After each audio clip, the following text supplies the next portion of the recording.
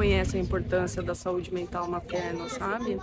É um processo educativo mesmo, de formiguinha, de todo ano a gente está falando sobre isso para conscientizar essas mulheres, o quanto que a saúde mental importa para elas e para as pessoas que elas mais amam, que são os filhos. A importância da saúde mental implica priorização. E aí, isso que é difícil. Tipo, primeiro está o outro, primeiro está a família, primeiro...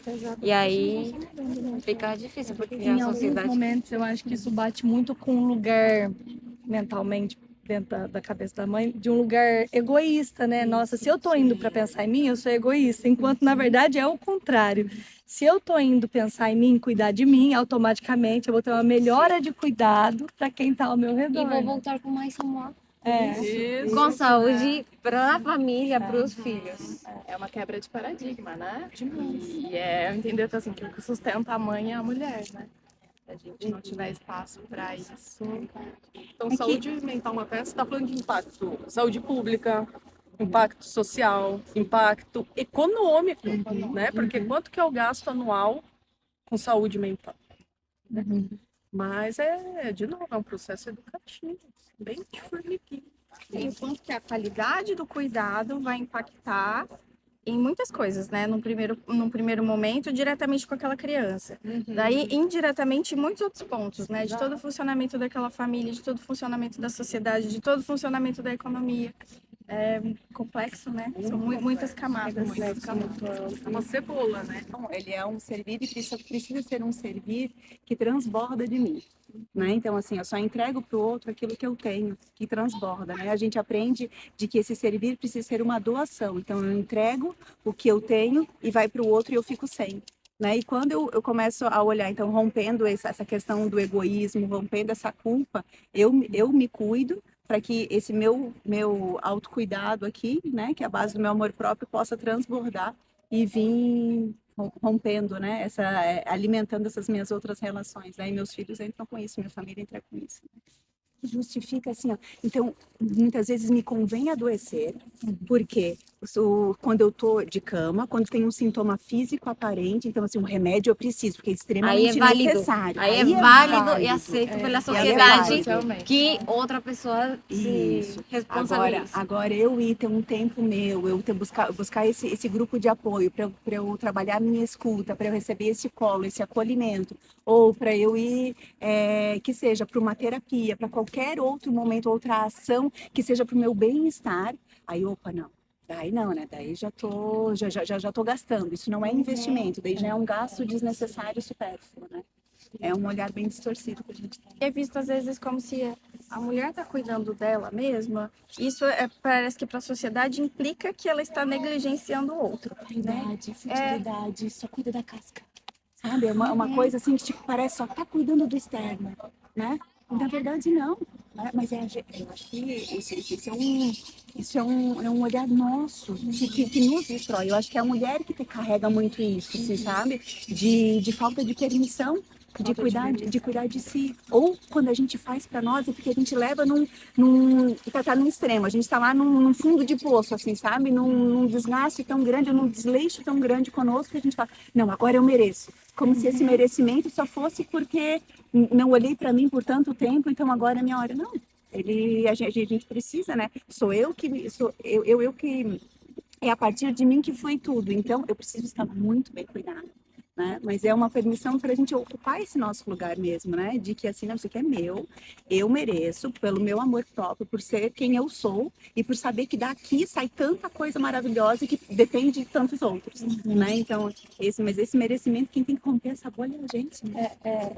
Essa sensação, esse sentimento de nutrição mesmo, né? E trazer uma naturalidade para essa nutrição que deveria ser diária, né? Ali, então, toda semana eu tenho meu momento de terapia, que é onde eu vou ali, paro, olho para mim, me abasteço, me nutro, né? E aí, a partir dali, vou para minha vida. E não esperar acabar toda a energia e a bateria para falar, agora eu preciso de socorro, porque não é mais para me nutrir, porque é socorro. Depois eu vou buscar essa nutrição diária, né? Não, e tem uma outra questão importante que é a própria relação, né? O apoio do parceiro ou da parceira. é uma outra coisa que é extremamente difícil para essas mulheres. Muito difícil, é desafiador. A gente fala de corresponsabilidade, de cuidado, mas a gente que precisa dar esse espaço também, Uhum, sim. esse lugar pro outro. Mas é muito doido pensar nisso, né? Porque assim, a gente como mãe, a gente precisa cuidar do nosso e dar espaço para isso, mas e a gente precisa cuidar do outro e também criar o espaço para o outro, e a gente precisa estimular o outro, e a gente precisa mostrar para o outro o tempo todo. O tempo todo a gente tá ali tendo que Sim. reivindicar coisas que deveriam ser automaticamente já Naturais, nossas, né? naturais, né? Mas É. aí que acontece a quebra. Tipo, a gente que tá fazendo esse caminho para depois os nossos Sim, filhos, também para eles vão ser saber mais fazer. natural. Nossa, tem um dado da ONU Mulheres, depois dá uma olhada, né, em relação aos cuidados. Se pegar mundialmente, em dinheiro, quanto que os cuidados de uma mãe valeriam em dinheiros, isso aí tá na casa dos trilhões. E aí, ONU Mulheres, eles colocam assim, isso é cerca de 3 vezes mais do que o mercado que envolve tecnologia, o mercado tecnológico. Gente, é demais isso. Mas eu fico pensando também para qual parte da sociedade que está possível essa reflexão que a gente está fazendo aqui, né? Então, assim, o grupo que eu atendo não encontra tempo e tempo físico mesmo para conseguir refletir sobre isso, porque está ali na labuta todo dia pensando. A grande maioria de mães solos, então precisa trabalhar em 2, 3 trabalhos. E trabalhos geralmente domésticos, né, que demandam outro tipo de organização familiar. Então, o que eu acho de precioso que a gente começou a fazer, né, no ano passado dessas conversas é justamente levar essa reflexão para essas mulheres, olha, vocês precisam, não é só o cuidado financeiro, precisa do cuidado emocional de vocês, para os seus filhos, porque isso também vai trabalhando na questão da vulnerabilidade que elas estão e que acabam colocando os filhos nessa vulnerabilidade para tentar quebrar um pouquinho esse ciclo, sabe? Mas ainda é uma discussão muito privilegiada. É Com verdade. certeza. Ainda é. A E gente é tá falar de saúde, a gente tá falando de saúde mental materna, né? Mas é a gente entrar nessas questões que ela está colocando, questão socioeconômica, questão de discriminação racial, de falar de política, falar de outras coisas. A gente fala de saúde mental, mas é também falar como responsabilidade enquanto cidadão para exigir determinadas questões, né? Então é muito plural, né? A saúde mental está inserida num contexto biopsicossocial, não é só individual. E os fatores que afetam cada grupo são muito Se diversos, relacionam, né? diversos, Se mas- misturam. Sim. E acho que o primeiro ponto, você falou, né? Poder falar para essas mulheres que, além de que elas precisam, é falar, olha, você pode, né? Você pode se permitir a isso, você tem direito a isso, né? Acho que isso é muito Você importante. sabe, isso, Mas o você pode, ou você tem direito a isso, entra num lugar de culpa muito grande dessas Sim, mulheres, exatamente. né? Então, Elas, e assim, não se enxergar nesse direito de poder, né? Bem complexo. são muitas coisas para serem quebradas ali na mente. E Né? construir o conceito de saúde mental em cada realidade, porque não é o mesmo em todo lugar. Porque O que ainda é fica- saúde mental nesse contexto? ainda fica muito no imaginário, assim, delas, né? Então, para mim, está tudo bem se eu consigo colocar comida na mesa e meu filho está sendo bem cuidado, né? Porque às vezes não vai ser essa mulher, mas vai ser outras gerações a partir de uma reflexão dessa mulher, né? É difícil, você já imaginou isso aí? Sei lá, século XIX, no século XIX, século XX mesmo. Um processo de se validar internamente para poder, assim, compreender o seu lugar, buscar essa validação externa também, e daí disso crescer o movimento também e buscar toda essa validação em espaços públicos, né, de políticas públicas, espaço de saúde pública. Acho que isso é muito importante. Talvez a gente esteja fazendo agora um trabalho de formiguinha, que vai tocando, alguns grupos vão tocando algumas pessoas, mas que isso vai fomentando discussões e movimentos maiores para daqui a um tempo, né, quem sabe a saúde mental não ser luxo, mas ser um direito, né, que já deveria ser. Meu nome é Jana, eu sou consultora de amamentação, sou uma das representantes da campanha Maio Furtacor aqui em Ribeirão Preto. Eu vou conduzir alguns eventos na campanha para principalmente mulheres que são recém-mães, mulheres que estão com dificuldade de amamentação. Então, no ano passado, também durante a campanha, eu conduzi um grupo de puerpério, de pós-parto, de amamentação. Então, para que as mães que estão ali na licença maternidade, que estão amamentando ou não, que tiveram seu bebê, que estão se sentindo ali um pouco sozinhas, possam estar com outras mães, receber acolhimento, receber informação e ver que aquelas dificuldades não acontecem só com ela.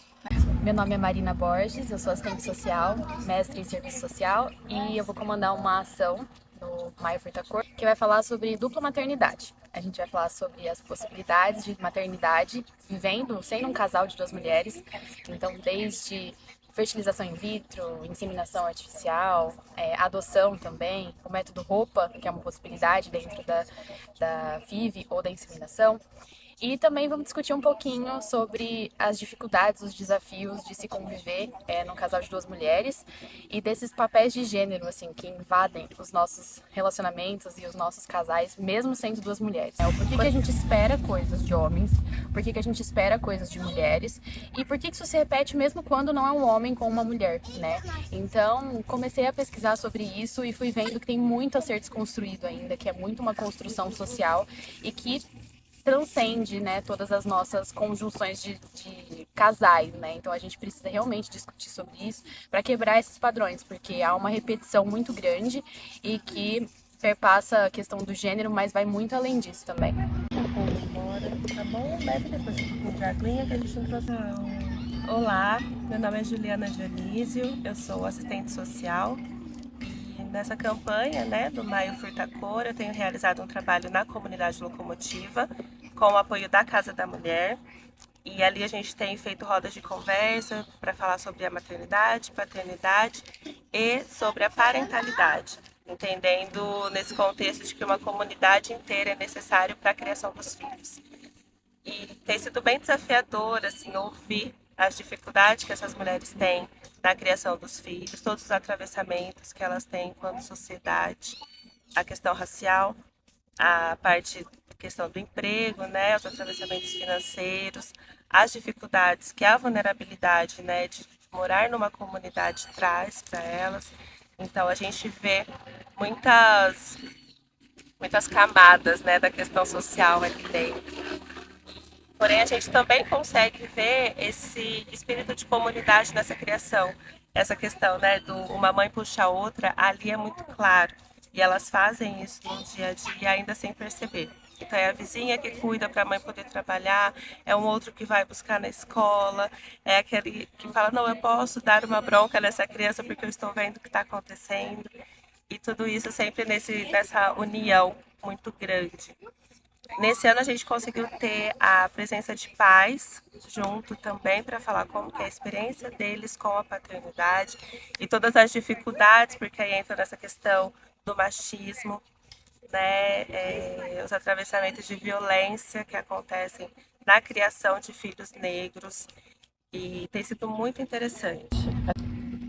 Eu sou Lucia Costa, sou paraguaia, sou mãe da Letícia e da Liz, sou psicóloga clínica e perinatal, moro aqui em Ribeirão faz 5 anos e a campanha é quem me fez esse lugar aqui nessa cidade, nesse país, porque a campanha fala de todas as formas de maternidade, de todos os tipos de mães. Eu sou uma mãe expatriada, sem rede de apoio, que fala diferente, que tem uma cultura diferente, mas a campanha me deu um lugar e me reconheceu como mãe e posso até falar que a campanha cuidou da minha saúde mental, sendo o ano passado uma mãe de 2 meses de puerpério.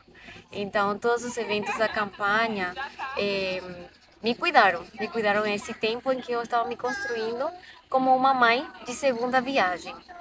E é por isso que eu estou à frente da ação da maternidade múltipla, que é construindo uma nova história. Porque se fala muito da maternidade da primeira viagem, dos sofrimentos, das angústias, das preocupações, mas a maternidade múltipla é muito diferente do que vive uma mãe.